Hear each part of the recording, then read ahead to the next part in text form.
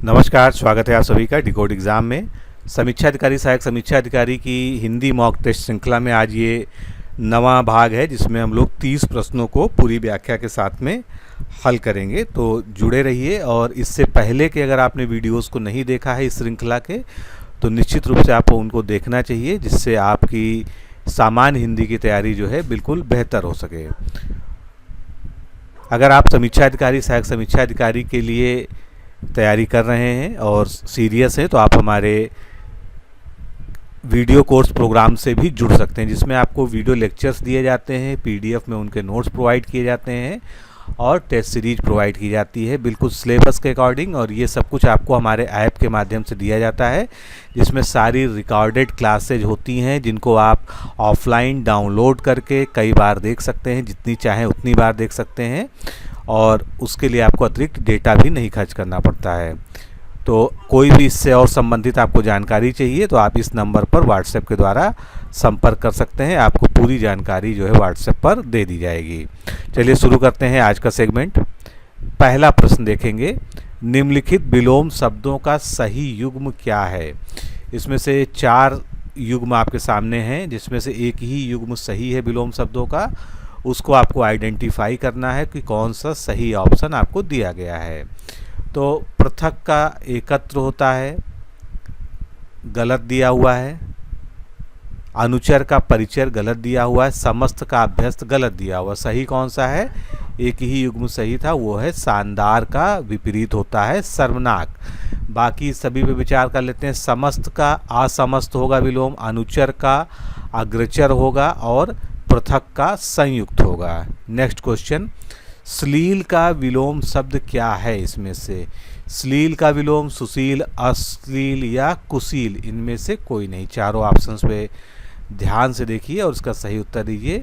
तो श्लील का सही विलोम शब्द क्या होगा? अश्लील। बी ऑप्शन इसका बिल्कुल करेक्ट है। नेक्स्ट क्वेश्चन, स्पृश्य और अस्पृश्य, ये शब्द युग्म दिया हुआ है आपके सामने।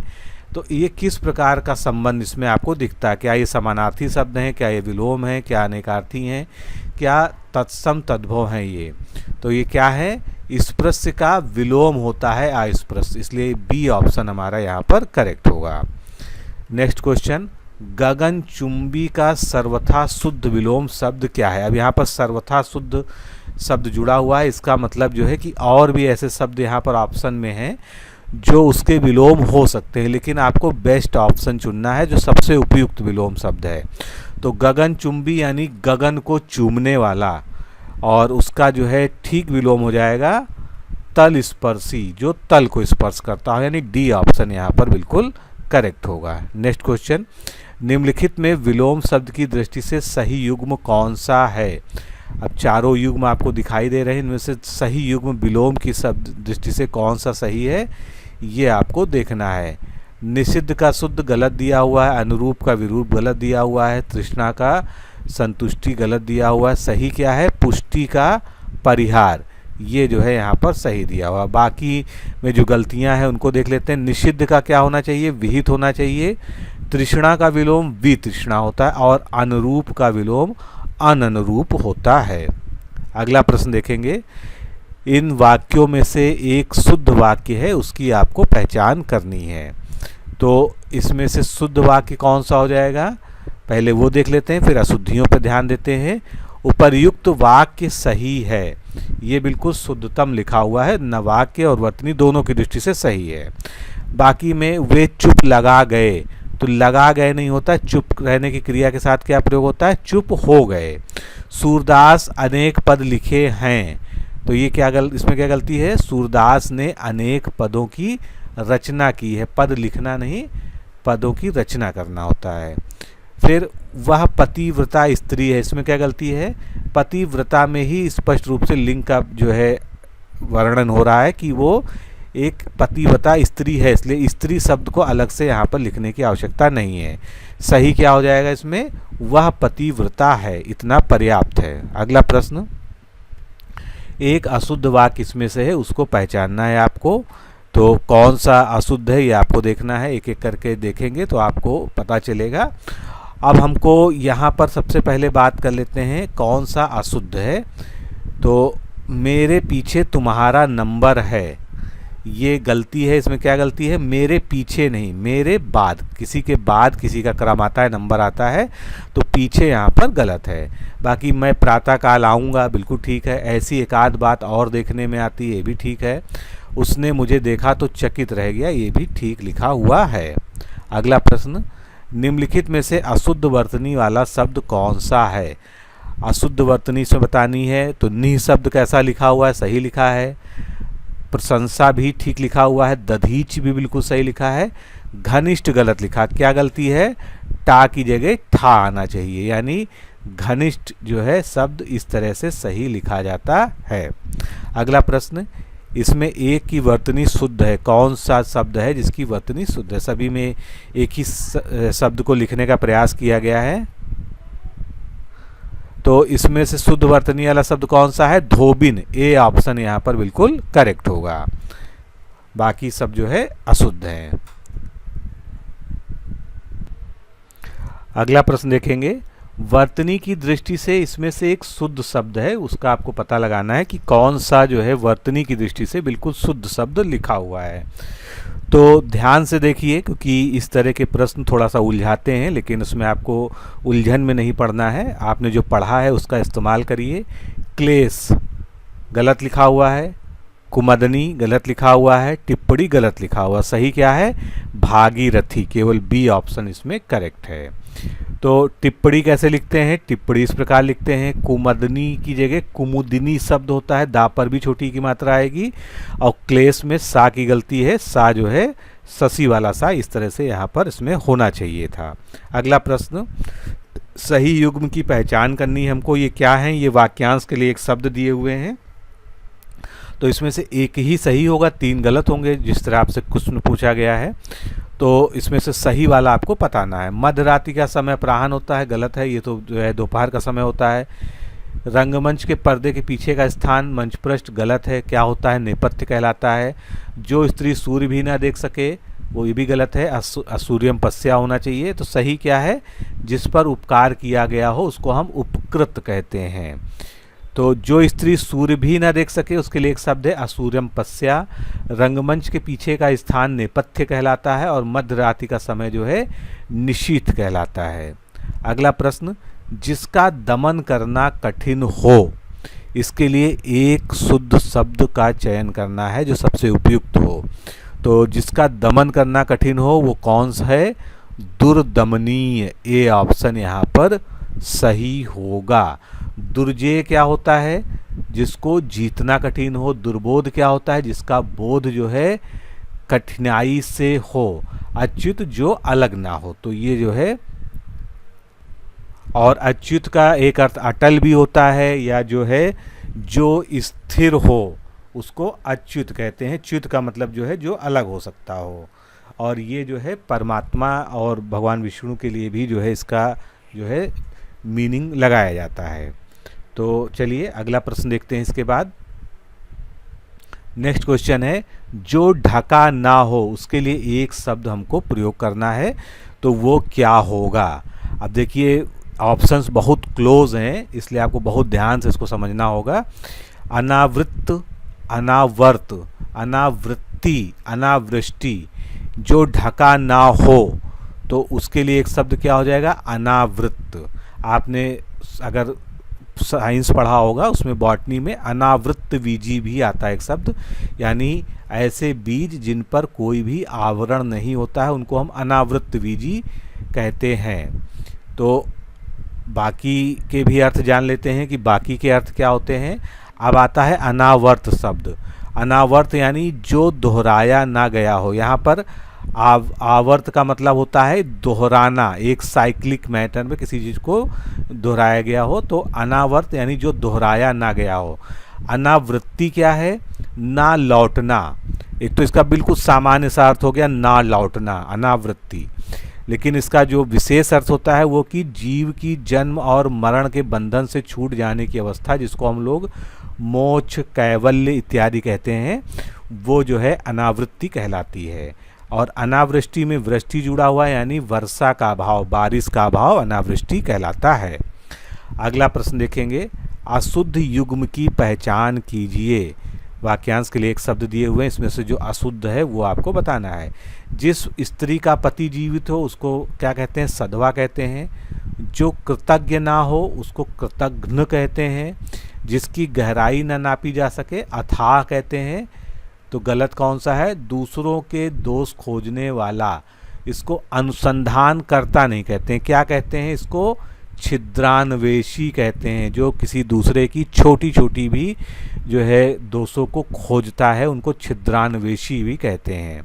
अगला प्रश्न, नभचर शब्द के लिए एक वाक्य है। नभ और चर यानी नभ में विचरण करने वाला यानी आकाश में विचरण करने वाला। तो ये बहुत आसान है, ये तो उसके शाब्दिक अर्थ से ही आप इसका अनुमान लगा सकते थे। अगला प्रश्न, निम्नलिखित में से एक तत्सम शब्द है। तत्सम शब्द का पता लगाना है आपको। एक जो तत्सम शब्द है वो क्या है? तो इसमें तत्सम शब्द हो जाएगा आपका कणेर, और इसका तद्भव क्या हो जाएगा? कनेर। ये तत्सम तद्भव यहीं पर आपके दिए हुए हैं। बाकी कुंदन और गात, दो शब्द और बचे। तो कुंदन का तत्सम क्या हो जाएगा? कुंद हो जाएगा, और गात का क्या हो जाएगा? गात्र हो जाएगा। तो ये जो है आपके बचे हुए तद्भव दो शब्द थे जिनका तत्सम आपने देख लिया। अगला प्रश्न देखते हैं। इसमें तत्सम और एक तरफ तद्भव शब्द हैं, दो सूचियां दी हैं, इनका आपस में आपको मिलान करना है। तो इनका मिलान चलिए करते हैं। केचुआ का तत्सम क्या हो जाएगा? केचुआ का तत्सम हो जाएगा किंचिलिक, एक अथरी हो गया। उसके बाद जो है केचुली आता है, केचुली का तत्सम क्या हो गया? कंचुक हो गया, यानी बी का वन हो गया। इसके बाद आता है केकड़ा, केकड़ा का तद्भव शब्द क्या हो गया? सॉरी, यहाँ पर करकट हो गया, और केवड़ा का केविका हो गया। तो ये जो है इस तरह से हमारा कौन सा ऑप्शन यहाँ पर सही हुआ? बी ऑप्शन यहाँ पर करेक्ट हुआ। यहाँ पर ये लिखे हुए हैं, फिर से एक बार दोहरा लीजिए इसको। केचुआ का किंचलिक, केचुली का कंचुक, केकड़ा का करकट, केवट का कैवर्त, और केवड़ा का तत्सम हो गया केविका। चलिए अगला प्रश्न देखेंगे। निम्नलिखित में से कौन सा शब्द तद्भव रूप है? तो शब्द का तद्भव रूप है, यानी शब्द जो है तत्सम शब्द ये शुद्ध रूप में दिया हुआ है आपके सामने, और इसका अगर हमको तद्भव रूप देखना हो तो क्या हो जाएगा हमारा? इसको हम तद्भव में लिखते हैं शबद। बी ऑप्शन यहाँ पर जो है करेक्ट होगा। अगला प्रश्न, निम्नलिखित में से तद्भव शब्द की पहचान कीजिए। अब यहाँ पर तद्भव शब्द आपको बताना है कि कौन सा है। तो इसमें से तद्भव क्या हो जाएगा? अवलोचना। ये डी ऑप्शन हमारा करेक्ट हो जाएगा। बाकी के तत्सम देख लेते हैं। तो आदर्श का औंधा हो जाएगा, आंचल का तद्भव आंचर हो जाएगा, आभूषण का आभूषण हो जाएगा। नेक्स्ट क्वेश्चन, अमोघ का तद्भव शब्द इसमें से कौन सा है? अमोघ आपने सुना होगा, ऐसा अस्त्र जो कभी चूकता नहीं है, जिसका निशाना कभी खाली नहीं जाता है।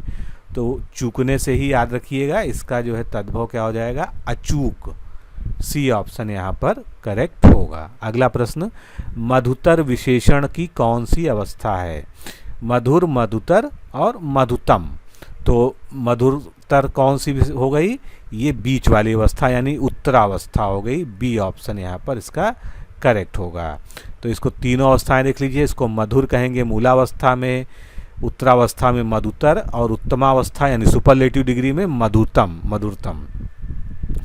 भूख शब्द में कौन सा प्रत्यय जोड़ दिया जाए कि वो एक विशेषण बन जाए? तो भूख की वैसे तो एक विशेष्य है, लेकिन अगर इसका जो है हमको विशेषण बनाना है तो क्या बनाएंगे हम? भूखा बनाएंगे। भूखा के लिए हमको क्या प्रत्यय इसमें जोड़ना होगा? आ। ए ऑप्शन यहाँ पर करेक्ट होगा। नेक्स्ट क्वेश्चन, चारों भाई में कौन सा विशेषण है? तो यहाँ पर चारों जो संख्या का बता रहा है ये किस प्रकार का है? तो ये जो है किसी समुदाय के तरफ इशारा कर रहा है, यानी ये क्या है? समुदायवाचक। जैसे 1, 2, 3 ये तो संख्याएं हो गई, लेकिन चारों, पाँचों, सातों, आठों ये सभी क्या है? समुदायवाचक विशेषण होते हैं। तो समुदायवाचक विशेषण किसी संख्या के एक जो है पूरे समुदाय का बोध कराता है। अगला प्रश्न, ठंडा पानी ठंड पैदा करता है, इस वाक्य में विशेष्य शब्द कौन सा है? विशेष्य क्या होते हैं? जिनकी विशेषता बतलाई जाती है, ऐसे संज्ञा या सर्वनाम शब्द जो है विशेष कहलाते हैं। तो इसमें विशेष क्या हो जाएगा? पानी। सी ऑप्शन यहाँ पर करेक्ट होगा। पानी की विशेषता बताई जा रही है कि वो ठंडा है। अगला प्रश्न, सूखा शब्द क्या है? किस तरह का विशेषण है? सार्वनामिक, परिमाणवाचक, संख्यावाचक या गुणवाचक? तो सूखा क्या है? गुणवाचक विशेषण है। डी ऑप्शन यहाँ पर करेक्ट होगा। अगला प्रश्न देखेंगे, पर्यायवाची की दृष्टि से एक शब्द युग्म अशुद्ध है। ध्यान से पढ़िए और बताइए कि इसमें कौन सा जो है अशुद्ध है। विष्णु का अच्युत सही है, अभी मैंने पीछे भी वर्णन किया इसके बारे में एक प्रश्न में। मदिरा का आसव, यम का अंतक, ये तीनों ही ठीक हैं। पानी का पाणी नहीं होता है। पाणी क्या होता है? पाणी जो है हाथ का होता है। कहा जाता है ना पाणी ग्रहण संस्कार, जिसमें एक दूसरे के हाथ में हाथ दिया जाता है, यानी विवाह संस्कार के संबंध में बात की जा रही है। तो पाणी जो है हाथ का जो है पर्यायवाची शब्द होता है, ना कि पानी का। तो पानी के अन्य पर्यायवाची क्या है? नीर, तोय, वारि, सलिल, अर, अम्बु। हाथ के पर्यायवाची हस्त, कर, पाणी, बाहु, भुजा और भुज। नेक्स्ट क्वेश्चन, सिंह का पर्यायवाची इनमें से क्या है? उरग, कलापी, नखायुध या मदनारी? तो इसमें से सिंह का पर्यायवाची क्या है? नखायुध। सी ऑप्शन हमारा वो है करेक्ट होगा। नखायुध सिंह का पर्यायवाची है। सिंह के अन्य पर्यायवाची जो प्रायः पूछे जाते हैं, मृगराज, वनराज, शार्दुल, केहरी, केसरी, केशी, पशुराज इत्यादि। उरग किसका पर्यायवाची है? सांप का। कलापी जो है ये मोर का पर्यायवाची है, और मदनारी जो है भगवान शिव का पर्यायवाची है। अगला प्रश्न, विप्र किसका पर्यायवाची शब्द है? तो विप्र किसका पर्यायवाची है? ब्राह्मण का। बी ऑप्शन यहाँ पर करेक्ट है। विप्र जो है वह ब्राह्मण का पर्यायवाची हो गया। ब्राह्मण के पर्यायवाची हैं विप्र, महीदेव, द्विज, भूदेव, महीशुर, भूशूर, वाडव और भूमिदेव इत्यादि।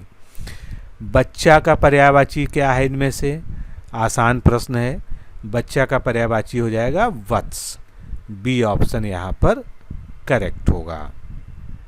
अगला प्रश्न, रुधिर का पर्यायवाची इसमें से क्या है? तो रुधिर का पर्यायवाची आपको बताना है। रुधिर यानी ब्लड, रक्त आप जानते ही हैं, तो इसका एक पर्यायवाची क्या हो जाएगा? लहू। सी ऑप्शन यहाँ पर करेक्ट हो जाएगा। तो लहू रुधिर का पर्यायवाची हो गया। बाकी एक शब्द रसाल आया था। रसाल एक अनेकार्थी शब्द है जो आम और गन्ना दोनों का ही पर्यायवाची होता है।